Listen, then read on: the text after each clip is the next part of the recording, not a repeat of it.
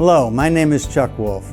Over the years, I've worked in many different roles, including leading my own leadership consulting company since 1994. I've worked for and with some of the best companies and universities in the world, and have had the opportunity to work with government officials, military organizations, and public and private schools. I'm a leading expert and pioneer in emotional intelligence. Since 2009, I have been a volunteer hosting a radio show I created called The Emotion Roadmap: Take the Wheel and Control How You Feel. I really enjoy making a difference in people's lives. The show is on award-winning community radio station WPKN in Bridgeport, Connecticut. In recent years, Simsbury Community Television has been sharing my shows on their station and on YouTube. My sincere hope is that everyone who watches regularly will learn how to use the Emotion Roadmap in their own lives by listening to people who call in to get help with challenges at work, home, and in communities. To learn more, go to www.emotionroadmap.com. If you have a comment or question, email me at cjwolf@cjwolf.com. Thank you and enjoy the show.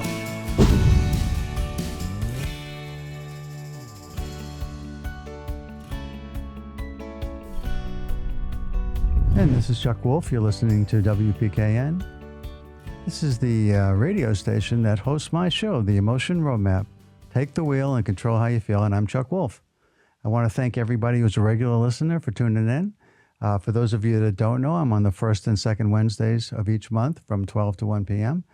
And usually the show is live, and I'm here for callers, for anyone in our community, on this community strip, who has any kind of challenge in their life that is something to do with home or community or work, anything where you feel uncertain, doubtful, a bit confused about how to proceed, about what decision to make, about how to deal with an angry customer, how to handle someone who is struggling with depression, someone who is handling situations in the workplace where they're asking you for some help and some guidance and you're not really sure what to tell them. Sometimes maybe it's a child, you're old enough to have children in the workplace. Sometimes you're dealing with aging parents who are struggling. There's lots of issues where we are challenged emotionally. And because we don't have a lot of background in emotional intelligence and training on how to handle relationships in an effective manner, I've taken the expertise I've developed over many years. I've been very fortunate in a lot of the career experiences I've had, and just in growing up, to learn how to take some of the knowledge and some of the science and make it useful to people. So if you've got something and you're a regular listener and you've been waiting to call me, the number to call is 203-336-9756. If we have the chance today and you have an interest, sometimes I know we struggle a bit with who we are as a country, and there's certainly a lot of challenges these days. However, with July 4th coming up really fast, right soon. Sometimes if you listen to this later, you don't know that we're broadcasting this on July 3rd. But that July 4th is just coming up. And do you have something where you are proud, something that makes you proud about our country? Is there something out there that makes you proud? I know there's a lot of people with a lot of concerns about things that are happening in our country these days. I've certainly heard a lot of conversation about the debate that just took place and what's going to happen going forward with President Biden. I mean, there's a lot of concerns like that, but this isn't a show about politics. This is a show about feelings and how you want to feel. This is a show where the tagline is take the wheel and control how you want to feel. And so one of the things I try to do is be uplifting if I can on the show. And so I think if anyone would like to call in and share something that makes them proud about being in the USA, being an American citizen, being part of this country, some of the great things that have been accomplished in this country and some of the things still happening today, and you want to share that, give me a call at 203-336-9756. I think it's nice to think about what makes us proud, what gives us the feeling of pride. Can we spend a little time on that today? It'd be fun to do that. So again, 203-336-9756. Now, again, the mission of the show is to help people know how to use the Emotion Roadmap. If you're a new listener, I'll explain for you a bit about the Emotion Roadmap. I just had a chance to meet someone that I've been connected to on LinkedIn, and Rob Toller and I were just talking about this just a moment ago. He happens to be the father of our new operations manager here, Brendan. So it's great to get to make a personal meeting with a connection that sometimes you've been connected to on LinkedIn and haven't had the chance to see face to face. And we were just talking about this a bit, and I was explaining that the emotion roadmap is this idea that a lot of times we are conflicted inside ourselves, sometimes just within ourselves. We have conflicts where we're just not sure what to say. Or we have, a situation that we're trying to handle, and we have different influences in our lives. Sometimes we think of them as voices in our head. Yeah, one person is saying in our head, hey, this is how you do it. And another person saying, no, you never do it that way. And you can have this internal struggle. It has nothing to do with anybody else. It's just inside yourself. But a lot of times when we think about conflicts and challenges, it involves other people. And it may be one or two or a group of people, maybe a whole organization where you're thinking of, do we make the merger? Do we make the change? Do we move our location to a more cost-effective place that's going to disrupt the families of the members of our organization, because some of them are going to have a much longer commute and some may not even be able to make the commute if we do move. But I don't know that we can afford to stay where we're currently located. You've got all kinds of decisions that have a lot of emotion attached to them. And how do you deal with emotion when it's part of your decision making? What's curious to me is I find when people who are really smart, typically you think of yourself or them as good critical thinkers, excellent problem solvers. When such a person, and maybe it's you, is stuck, it's often because something emotional is happening inside of you. Something inside of you is conflicted or concerned about the person or people or group that you have to deal with, about a situation that you're facing. So how do you deal with that concern? How do you develop some confidence that whatever you choose, however you proceed, you're going to be able to demonstrate competence in your ability moving forward? How do you do it? Well, one of the ways is this emotion roadmap. And again, I've been very privileged to work with some very, very bright people in my life, some really, really smart folks, one of which is Peter Salovey, who just retired as president. He's not retired. He's still a professor, but he's no longer president of Yale University. Peter was one of the people who came up with this idea of emotional intelligence, that there's such a thing as an emotional intelligence, different than what we've thought of as cognitive intelligence or IQ all these many years. And emotional intelligence, Peter and his colleague Jack Mayer defined as this idea that we have the ability to identify in ourselves and in others how somebody is feeling, how each of us is feeling. That we can identify that. That's an ability. And some of us are really good at that. Really good at accurately predicting or diagnosing how somebody is feeling, including ourselves. Some of us are very poor at that. And some of us think we're very good and are very poor at that. And that's a problem. You can think, if you want, for a moment about the implications of thinking that you know what somebody else is feeling and proceeding along those lines and finding out you were wrong. The implications at some levels are staggering. The other branch, they called it, was the use of emotion. And they said that emotions facilitate thought. What we feel, to a certain degree, drives what we think and how we behave. Now, a lot of times people think, well, how we think drives how we feel. And that's kind of like the chicken and egg for me. If you think about what came first, the chicken or the egg, it's really hard to answer that question, because a chicken comes from an egg, but an egg comes from a chicken. I sort of think that thoughts and emotions are sort of in that same kind of analogy, if you will. I can't say for sure that thoughts don't drive emotions, because certainly I believe they do. But a lot of times emotions drive thoughts. And one really good example of that, I believe, is that there's no rational person, there's no really thoughtful person that ever texts and drives. No one would ever say, I can text and drive safely. Well, I mean, someone may say that, but I don't think anyone really believes that.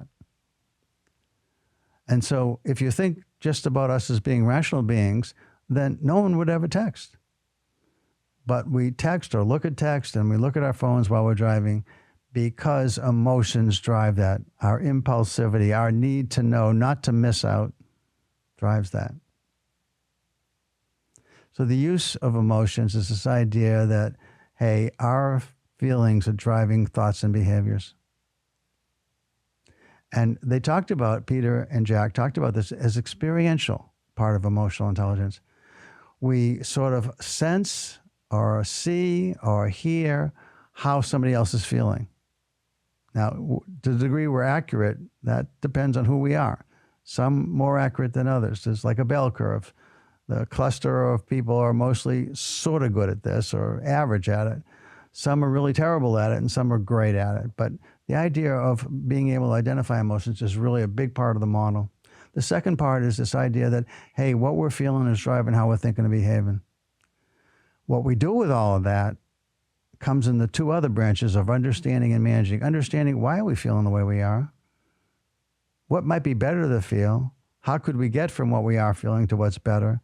And managing is actually executing whatever strategies we come up with, understanding, and then implementing that strategy. And that, my roadmap is all about that. It's about knowing how you're feeling in a moment,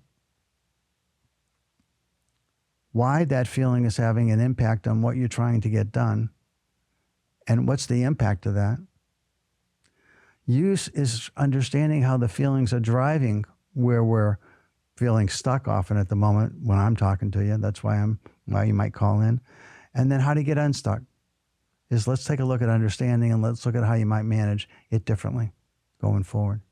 And I try to do that by helping people understand what's going on inside of them and also what's going on inside of anyone else that's key to what they're trying to get done, what they might be experiencing, what they might be feeling, and how you might think about and create a compelling vision of a more ideal feeling future. What do you want to feel in the future? If you could change magically what you're feeling now in the current state to a future state, what do you want to feel next going forward? How do you do that? That's what the show's about. So it's about helping people who call in, who have existing challenges in their life, to feel that they got a resource that has dealt with all kinds of circumstances and situations and people, and helped people change how they're feeling to a more ideal feeling state that allows them to proceed and succeed at what they need to get done. So that's the work I've been doing since the late 1990s. And I love doing it, and I like helping you out. So if you got something you want to call about, let me give you a minute to call. Again, the things that you might call about have to do often with the workplace. There may be something going on at work where you're struggling with somebody who you work for. There may be you're a leader and you're struggling with somebody who works for you. Maybe it's a peer issue, a team member issue. You have a struggle with somebody that's on your team. Or somebody outside your team, maybe with a customer or a vendor or something as a leader that you've got big decisions to make and you're wondering how to make them that are going to impact lots of people in your organization. Those are things that that's my current profession. I'm a leadership coach. I've been doing this for a long time. I'll talk a little bit about some of the things I do in a moment. But first, I want to just give you a chance to call. If you've got something you want to call about work, you may want to call about home. Lots of issues in the home having to do with aging parents, caretakers for people who may not be aging, but have developed, certain kinds of illnesses or disabilities that cause someone to have to caretake for them. There's other issues that have to do with just things like sibling rivalry, things like struggles with raising children, even adult children. Sometimes we still feel very much the parent and want to be helpful to them. How do we do that? There's sometimes struggles with conflicts between partners, spouses, who disagree on a key element of their relationship or a key having to do with how they're raising their children, or where they might move to, or the job one of them might take. All kinds of situations emerge that have challenges everywhere. And then there's the community challenges, something in your neighborhood, someone that you're a neighbor. We have a neighbor across the street, fella's moving, but leaves his barrels out. And the barrels in Simsbury, where I come from, are on the dinner menu for all the beers in town. And we have many, many beers. There was just a beer forum that will be on Simsbury Community Television talking about what to do about all the beers in our town. And we have, I think, we're noted as one of the towns with the most beers anywhere in the world, I think. I have a cute T-shirt I got from the Simsbury Historical Society. I tend to wear it, and this is a sort of a hysterical T-shirt. It says Simsbury, not Bury, Simsbury on it, and it has a picture of 3 beers. So the beers are cute. They're adorable, especially the little ones with the moms, but you can't mess with them, and sometimes they're coming into people's homes, so scary. So anyway, there's all kinds of challenges that we face in our lives that might have to do with community, might have to do with family, might have to do with work. If I've triggered one of those for you and you're stuck and you're uncertain how to proceed and you'd like to get some help, give me a call. It's always best to call early in my hour because I'm here till 12:55. I'm on from noon to 12:55. And so I'll give you a moment to call. The number 203-336-9756. 203-336-9756. Hi, this is Chuck. You're on the air. Who am I talking to, please? Hi, my name's Chris. I'm calling because I'm going through a divorce, and I'm struggling a little with my wife and the decisions we make about our child. Sure, that's challenging, Chris. You want to say a little bit about it and how you're feeling and what you might want to do different, if anything? Yeah, so we're living together right now. Hopefully soon she'll be moving out and things will be easier.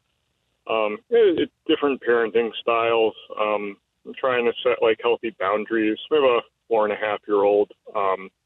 And I'm just, I'm trying to set healthy boundaries, rules, and also have fun with our child. And she sort of regressed in her mothering. She used to be a little better, but now it's do what you want all the time, eat what you want, no real rules.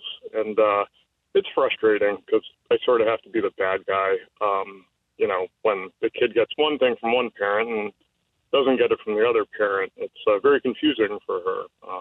So that's where it stands. So, okay, Chris. So I want to try to help you at the same time. I want to try to, make this useful for anybody that might be listening because you're certainly not the only person who's been divorced or going through a divorce. So one of the things that happens, I think, is when this first gets announced and you're still in the space together is I think people try to avoid this, but people try to compete for who's the child going to want to be with. When it gets to that place, and if your wife has abandoned any kind of boundaries and just I'm the fun one and Dad's the meanie or the mean guy, it's sort of setting things up to make it tougher for you with your child, which is unfortunate. Does that sound right?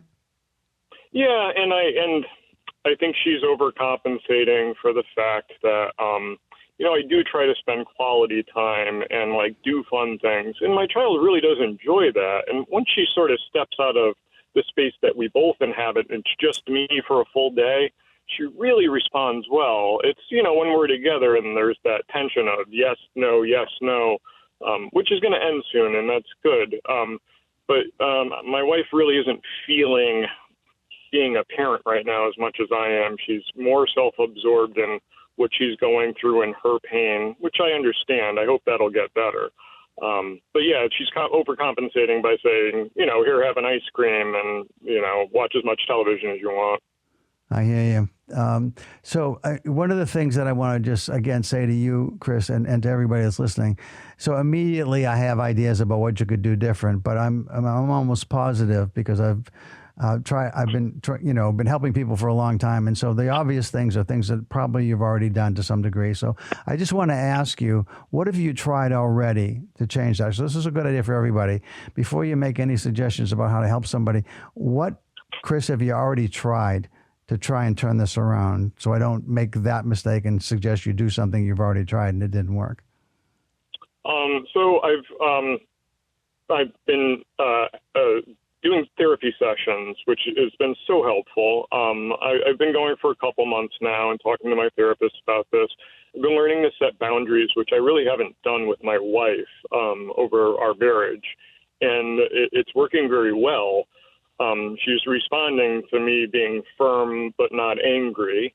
And setting, my expectations. And like one of those expectations, for example, was if you're going to do bedtime with our child, I want her in bed by this time because I have to wake up with her in the morning and it's very early and it's more difficult when the kid doesn't have, sleep. And last night she disregarded that. And I said, well, it's your responsibility in the morning now because I only asked you this one thing and you disregarded it and I don't want to clean up after your mess. And she actually responded to that. It got a little heated, but, I kept my boundary and I didn't get overly upset. And I was proud of myself for that. I'm definitely not taking anything out on my child. I understand when my, 4.5-year-old is upset and frustrated and screams at me and says, I only want mom. I understand where that's coming from, and it's not her fault. And she's going to understand eventually and gravitate towards me naturally eventually. And it may take a long time. I just need to have patience. Now, that sounds all pretty positive. So you feeling pretty good about that? What's going on? And from that standpoint, Chris? I am. It's difficult, but it's manageable, and I am managing, I think, in the best way I can. And yeah, I feel pretty good. I have another therapy session tonight, and I'm eager to talk more about it and to see. I want to get feedback on this because it's been very positive talking to people. Now, what about your wife? Is she interested at all in seeing a therapist? Is she seeing somebody? No, that was part of the reason why we're splitting up. We tried couples therapy. I had to sort of drag her into it. Mm-hmm. Even when we were in it, she was not being forthright. She was still being closed off. We were dancing around topics without ever really getting to the heart of things. I sought personal therapy at some point in the past, and I sort of forced her to too. But she gave up very quickly. She wasn't into it. And right now, she is very much against therapy. And she doesn't have anyone to talk to except for one friend and her mother, apparently. I don't think there's anyone else in her life. And that's a little sad because I just realized that I made a list of all the people I've been talking to and how many people have helped me. I've talked to over 30 people in depth about what I'm going through, and it's been so cathartic. And my wife just holds it all in. So one of the questions that I always raise with people is, you seem to have thought about, the way I think about things, Chris, is you thought about how you're feeling, you thought about how you wanted to feel, and you created some strategies for making that happen, and it's working for you. That's what it sounds like to me. Does that seem fair? It does. I'm happier now. In the midst of my divorce, I'm happier than I have been in the past couple of years. And it's not even over with. And that's surprising even to me.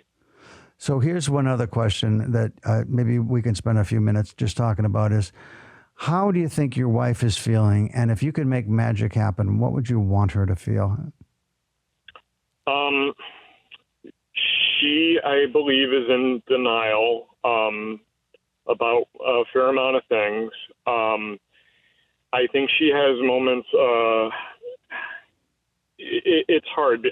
I'm interpreting things without getting input from her because obviously when I ask her how she's doing, everything's fine, everything's perfect.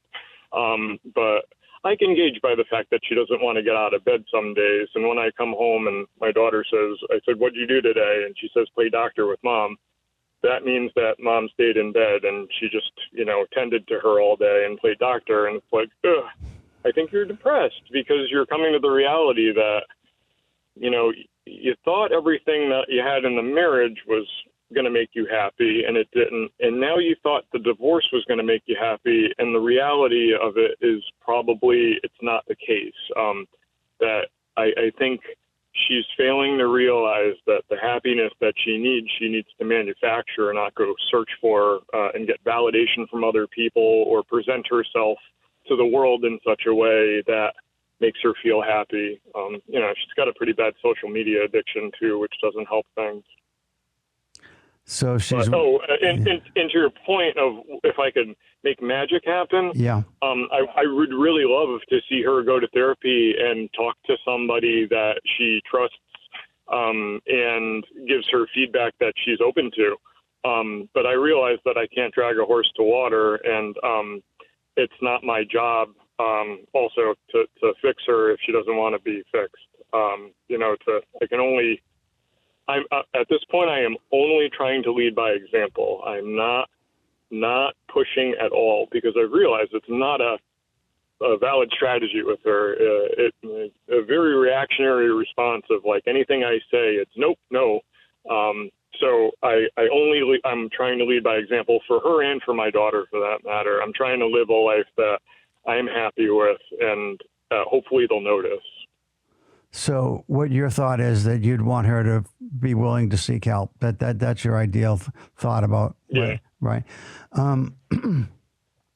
So one of the things I've learned over time, Chris, is that if I kind of tell people what I think they should do to get better, it doesn't always work. And not just with your situation with your wife, with lots of situations. And that's what I was saying a few moments ago about the idea of, sometimes you want to see if you can find something in them, something that they might hold on to in some ways. Here's what I mean. So if I'm you and I'm with your wife and, I'm seeing her later today or, when after the phone call, whatever, and I'm asking, what do you want to feel? And how can I help? What do you want to feel and how can I help? And no jump to, because you're being pretty smart about not offering solutions. You do have this in your mind that you'd like to see happen. But if she comes to that and wants to do that, then you help with it. But it's the idea of, can I somehow draw her out to help herself? Because even with the inkling of an idea that she says, I don't want to stay in bed each day. I want to feel like I want to get out of bed and do things. Then without, because there's a feeling that you want to jump to tell her how to do that. And instead say, how can I help? What can I do to make it easier for you? Because one of the things I think in your situation, if you don't mind my offering this as an idea, is if she feels supported by you, even though you're going through this really, difficult and challenging situation, if she feels that you're supportive and you're trying to work with her and you're trying to help her, then I think it feels like a challenge on her part to try and make things worse for you. I mean, why would she do that when you're working so hard to be kind and supportive as you're going through this really challenging moment? I've actually noticed that recently in the midst of me setting boundaries and also not being manipulated. I am trying to do small, kind acts, and I'm seeing positive responses to it. My daughter wanted to make pancakes a couple mornings ago, and so we served her pancakes in bed with orange juice and everything, and that cheered her up. I asked her if she wanted to go to an art show in the midst of her being depressed in bed, and she wasn't responsive, but she was at least glad I asked. I said, "Come on, I'll buy you lunch. It didn't work, but I think she appreciated the gesture. And it seems that even in between our arguments, and we have our arguments, obviously, that we can go back to a baseline of civility and not holding on to animosity. And I don't want to do that anymore. It doesn't hurt. It only hurts yourself when you do that. Well, you have a therapist you're seeing tonight. Talk this over with him because what you're doing is you're acting in certain ways that are trying to be helpful. And I'm suggesting that you ask her out loud, how can I help? Okay. How can I support you today? And every day I'm going to, and just let her know, I'm going to come to you because I want you to feel better. I want you to feel better for our child, but I want you to feel better for you. We had something special for a while. We're a challenge now with our relationship, but there's a piece of me that wants you to be healthy and well, and I want to help make that happen while I've got the chance. All right. I'm going to talk to my therapist about that. And,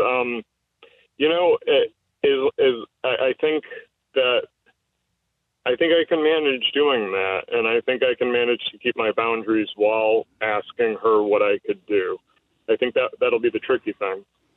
I think you're pretty good at the boundary part. I think, trying to get yourself to the place, because some of these things that she does if I'm in your shoes, I'm going to be unhappy and upset about things. Yeah. And it's going to be hard for me to come and say, I want to support you and I want to help you. But I think if you're looking to help somebody who's feeling depressed and move them past that, and they're not responding to things that you're trying to do to be kind, they're appreciative, but they're not really responding. But you're clearly out loud state, I want to help. I want to support you. What can I do to help? If we're going to make pancakes with my daughter today, why don't you get up and we'll all make them together? Yeah, yep. I think that's good advice. Well, I think the thing that you're taking care of yourself, Chris, in a good way, in a healthy way. It sounds like you haven't figured out how to help her, and she hasn't figured out how to help herself. And obviously, it's going to have an impact not just on her but on your child, however healthy she is. So I think the incentive for you is, because sometimes you may not like her at this point, but she's your daughter's mother, and she's going to have a key role in your daughter's life. And as healthy as you can help make her before the two of you split, the better it's going to be for everybody, really. Yeah. Well, thanks for the advice. You're welcome, and good luck with it, Chris. Thanks for calling. Okay, bye-bye. All right, bye. So that's how the show works, folks. The show is the Emotion Roadmap. Take the wheel and control how you feel. I'm Chuck Wolf, and you're listening to WPKN 89.5 FM, streaming at WPKN.org. So if you'd like to call, the number is 203-336-9756. 203-336-9756. And to just kind of walk back through what we just did. I wanted to know how Chris was feeling, and I wanted to know the only other key person. I didn't ask about the daughter, could have, but I asked about the wife because that was the concern. And what would be ideal to feel is the second question I ask. Because if you can create the feelings you want to see in this other person, in this case his wife, if you can create the ideal feelings in her of happiness, of joy, of comfort in her own skin, life will be better for her and your daughter. So the motivation isn't just to be helpful and kind to someone who you're breaking apart from, because that's hard to maintain at a regular level. But if the key motivator in all of that, and it's important to think about what's motivational for people, is his daughter will benefit from his wife being healthy. And he dearly loves his daughter, that's clear. So, Chris, thanks again for the call. I hope that this works for you and it makes a difference, and not only for you and your daughter, but also for your wife. I wish her the best, and certainly for all of you. All the best. Okay, something else that I had talked a bit about was that if you are feeling some pride in the country and you feel like calling up and saying something that you feel good about being an American, the day before July 4th, on today's broadcast, July 3rd, give me a call. 203-336-9756. 203-336-9756.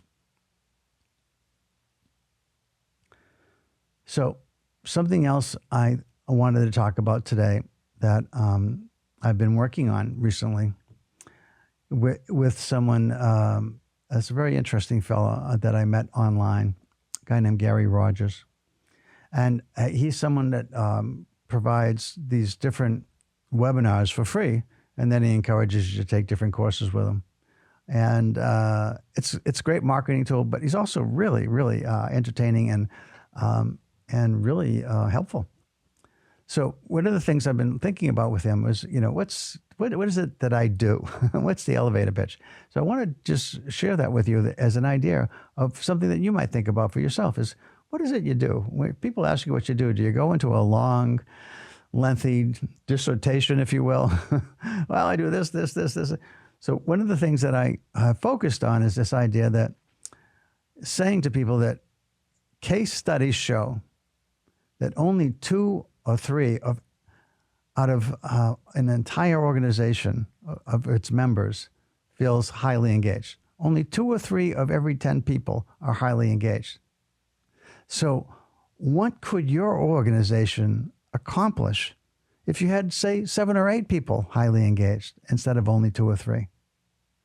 And so by using the emotional intelligence and the emotion roadmap I created to help people feel more engaged, because engagement is an emotion. And if you want to think about how you create more engagement in your organization, you ask yourself, what would I like people to feel? Feeling engaged means I feel worthy, I feel appreciated, I feel valued, I feel confident, I feel respected. So how do I go about making that happen? And I've married emotional intelligence with this model of transformation. And the model of transformation is called the 7S model. And 7 S's are shared feelings at the heart. What do we want everybody to feel? In our organization, in our family, with all the people we touch or come in contact with, what feelings do we want to create? What feelings do we want for ourselves and for anyone we come into contact with? And how do we create them? Now, in an organization, the obvious ones are customers, right? How do you want your customers to feel? Well, I'm not suggesting that that's an important question as something new and innovative. People have been asking that forever. Now, how do you want your employees to feel? Your team members, if you will. How do you want everybody in your organization to feel? That's been asked recently too, more recently than about customers.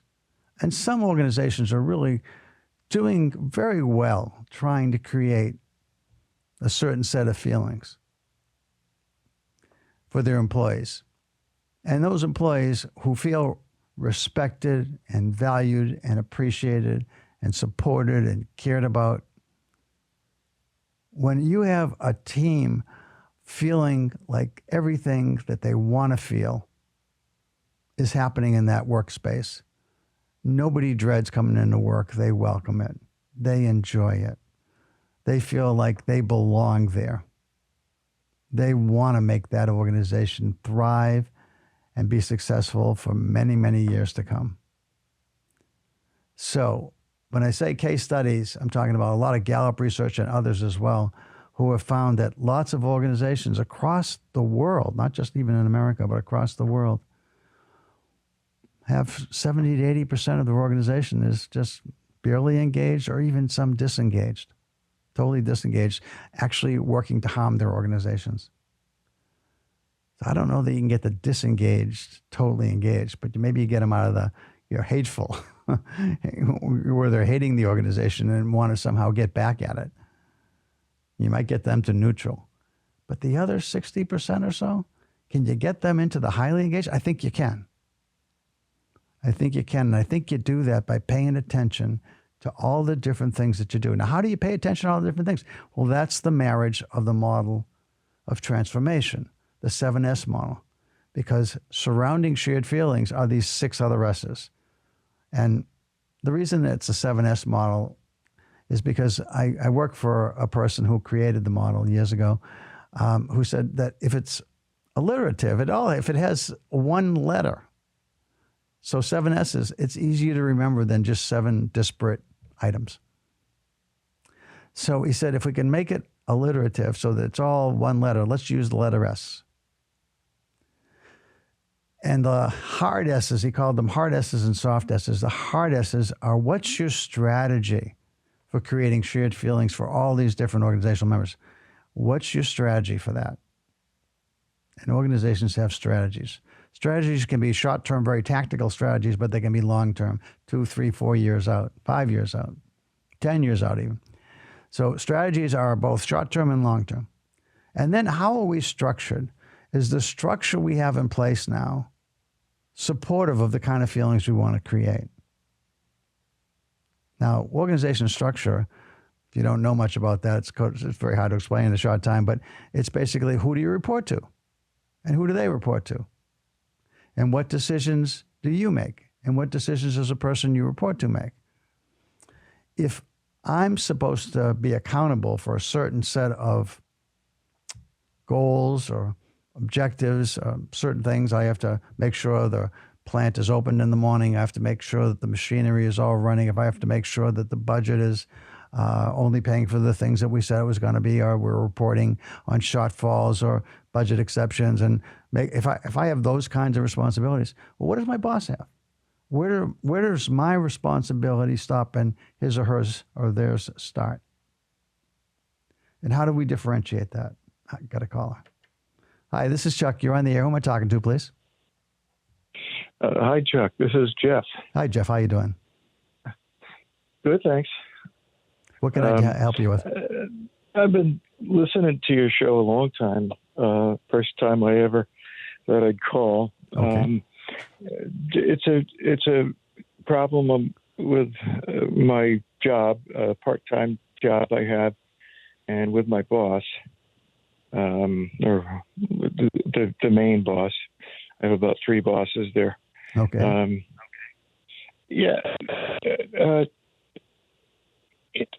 I've never had a boss that's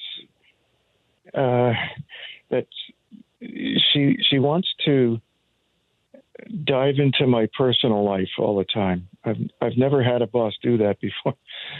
Usually just strictly business, and so this is new to me. Okay. So it's nice in some ways, but then she can use it against you sometimes, and I really don't like that.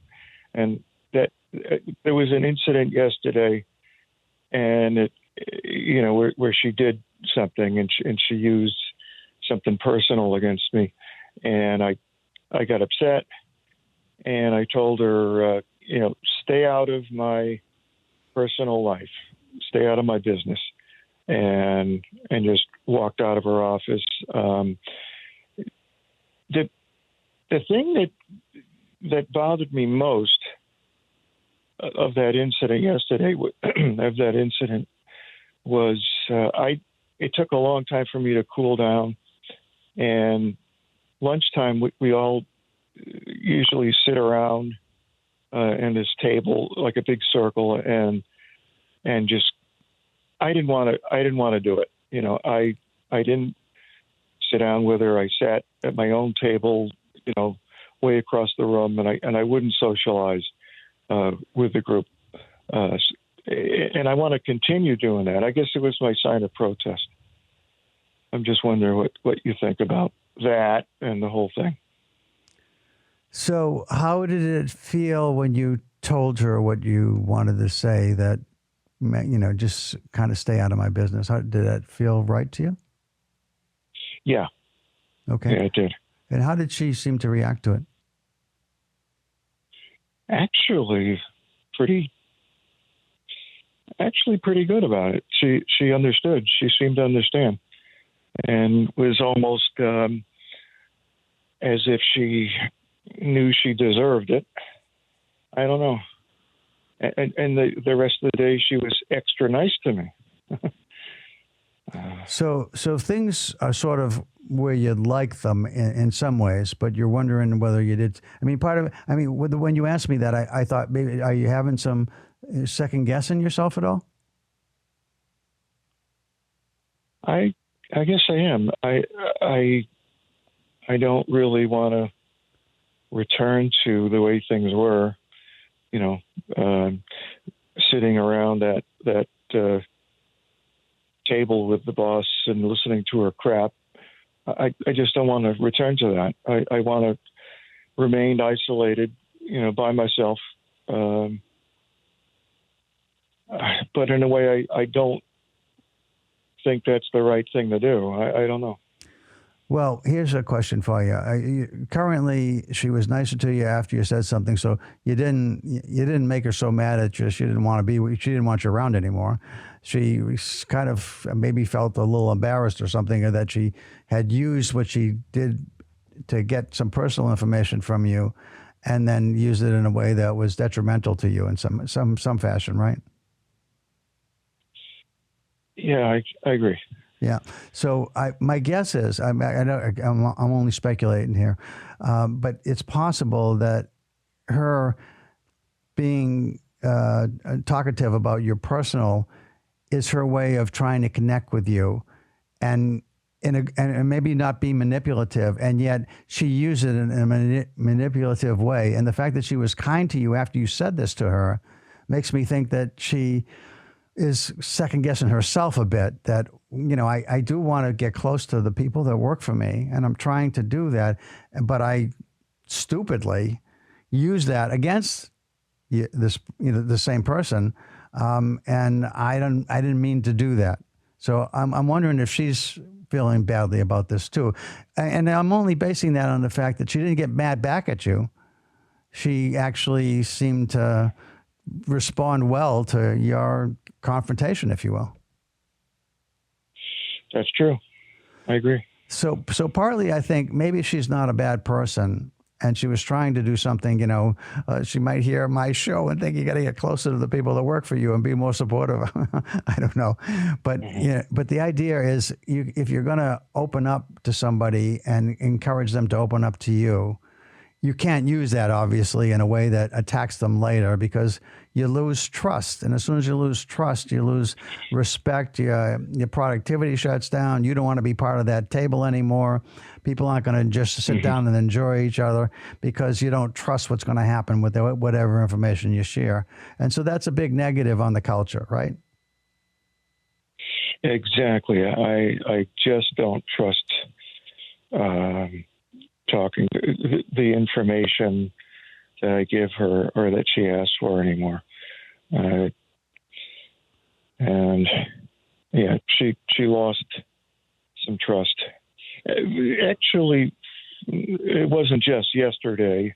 I mean, I've been kind of feeling that for a while. But yesterday something happened, and I reacted, maybe overreacted to it. Well, I hear you, and you're second guessing yourself a little bit, and I understand that. What I want to say to you moving forward is, I think you can let go of judging yourself for what happened, because I don't think anything bad seems to have happened as a result, and maybe something even good came of it. I mean, if you had talked to me before, I would have suggested you do it differently, but this is how you did it, and it seems like it's not a terrible thing at the moment. So the question for me, anyway, to help you is, what happens next? What do you want to have happen next, Jeff? What do you think? What do you think you want to have in terms of, would you like to be able to sit at that table and be thoughtful about what you share, not share too much that can come back and somehow be used against you, but still just be at the table and enjoy whatever else anybody else is saying, and occasionally say something that is harmless and doesn't relate to your personal life? Right now, no. I do not want to go back and sit at the table. Maybe I'll change that opinion, but not right now. So for the time being, do you want to sit alone, or do you want to sit with like one or two other people, or just alone and take lunch?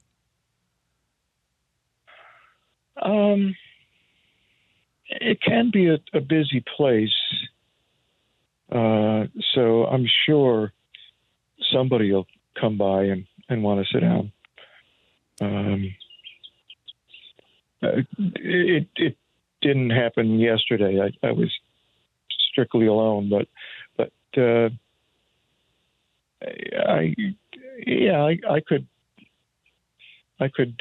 I'll probably have somebody to sit down with eventually.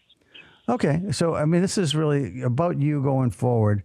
I would not judge yourself about what happened. I think it's a normal reaction to the things you explained, and it seems like it went okay.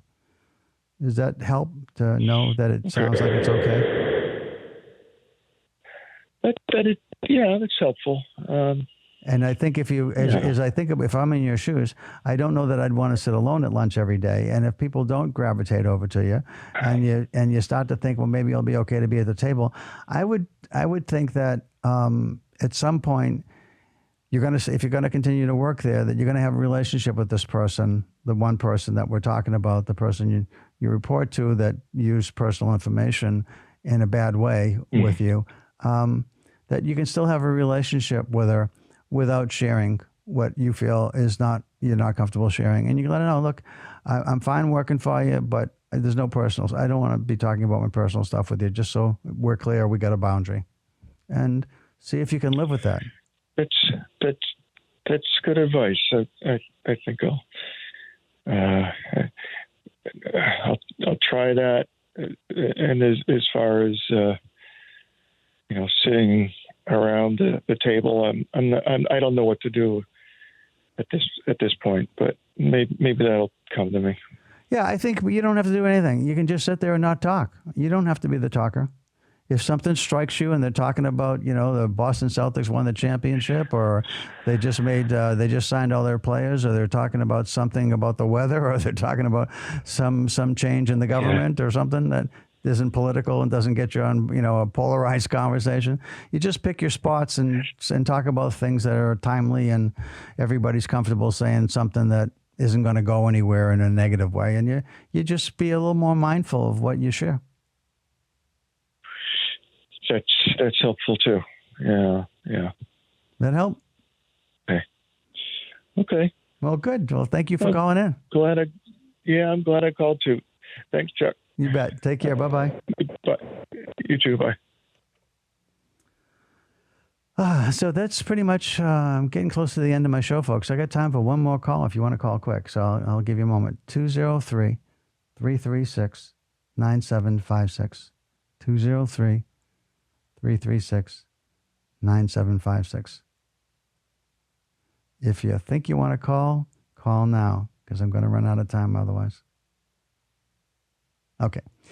So I want to thank the callers that called in. So again, the emotion roadmap is thinking about what's going on, who are the key players, how is everybody feeling, how do you want them to feel, and how do you make that happen?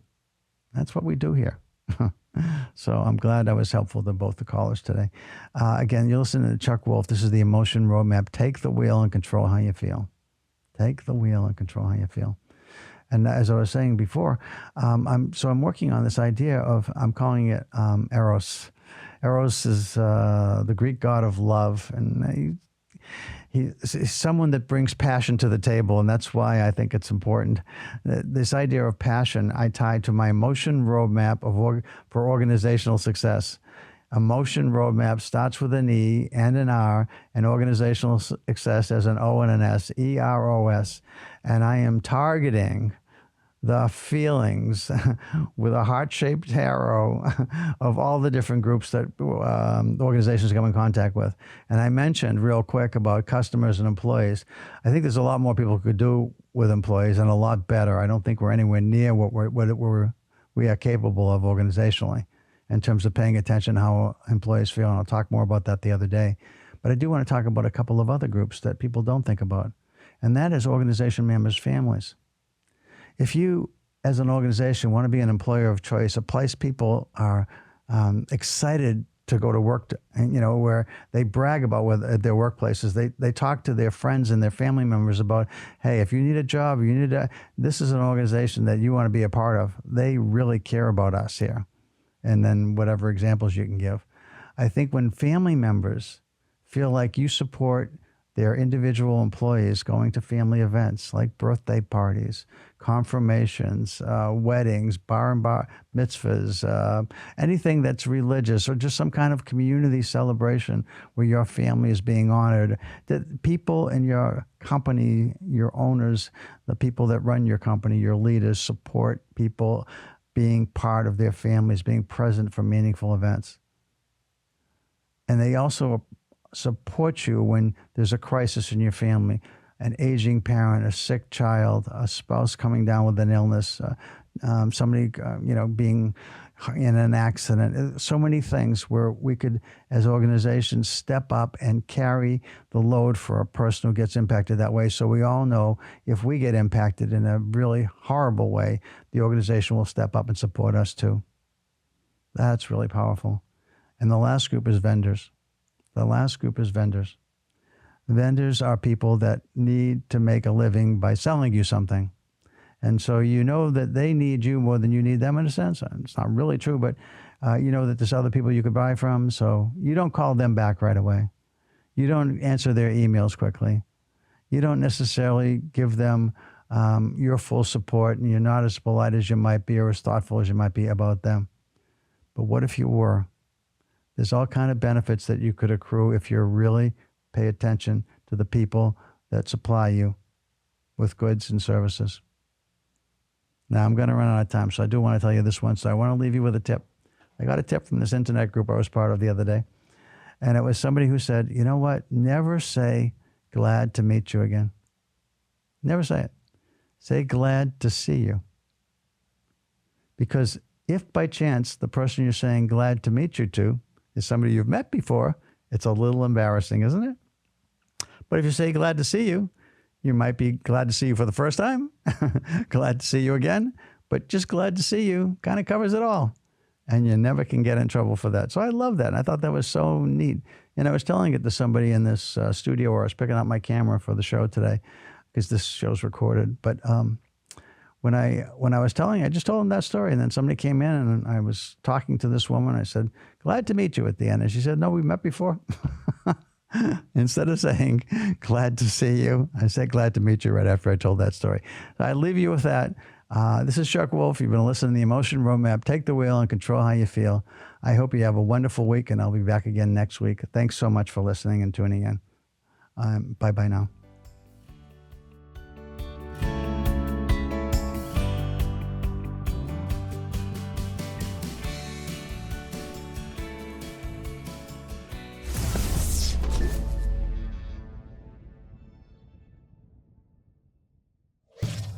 Funding for Simsbury Community Television is provided in part by contributions from viewers like you.